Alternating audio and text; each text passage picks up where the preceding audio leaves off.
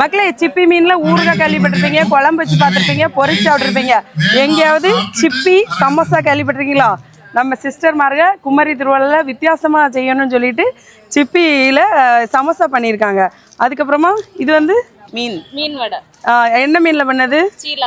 சீலா மீனில் பண்ண வடை நிறைய இருக்குது பார்த்தீங்களா? அதுக்கப்புறமா கட்லெட், ஃபிஷ் கட்லெட். அப்படி திறந்த உடனே வாசம் பயங்கரமாக இருக்குது. வேற என்னெல்லாம் இருக்குக்கா? இது நவதானிய உருண்டை. நம்ம இந்த காலத்து குழந்தைகள் வந்து சாதா நவதானியங்களை சாப்பிட மாட்டாங்க, அதனால அவங்க வந்து லட்டு போல பண்ணி வச்சிருக்காங்க. ரெடி பண்ணிருக்கேன். இது கருப்பு கவனி கொள்ளு உடல் எடைய கம்மி பண்ணுறதுக்காக ரெடி பண்ணிருக்கேன். இது வந்து எள்ளு. அதுக்கப்புறமா சங்கு இதுல உள்ள ஊறுகாய் கூட வச்சிருக்காங்க. சங்குக்குள்ள ஒரு சதை இருக்கும்ல, அதை எடுத்து அப்புறமா சிப்பி ஊறுகாய் இருக்கு.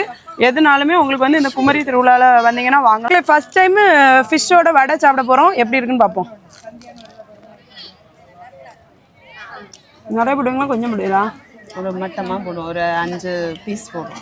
வடைக்கு ஏற்ற மாதிரி 1 கிலோவுக்கு 5 பீஸ். சாதா வடை போல இல்லை, ரொம்ப டேஸ்டாக இருக்குது. இது கட்லெட் பண்ணியிருக்காங்க, மீனில் கட்லெட்டு, அதுவும் ஷீலா மீனில். எப்படி இருக்குன்னு பார்ப்போம்.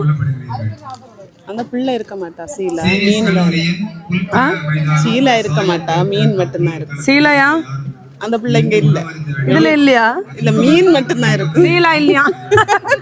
அக்காவும் இடையிடையா பஞ்சு போடுறாங்க. இந்த பஞ்சு உங்களுக்கு பிடிச்சிருந்தா லைக் பண்ணுங்க. பாய் பாய். இடம் எங்க இருக்குன்னா சென்ட் சேவியர் காலேஜ். அந்த நாளையோட முடிஞ்ச மக்களே, அதனால எல்லாருக்கும் ஷேர் பண்ணி சீக்கிரம் வந்து எல்லாத்தையும் அனுப்புவீங்க. சரியா? பாய்.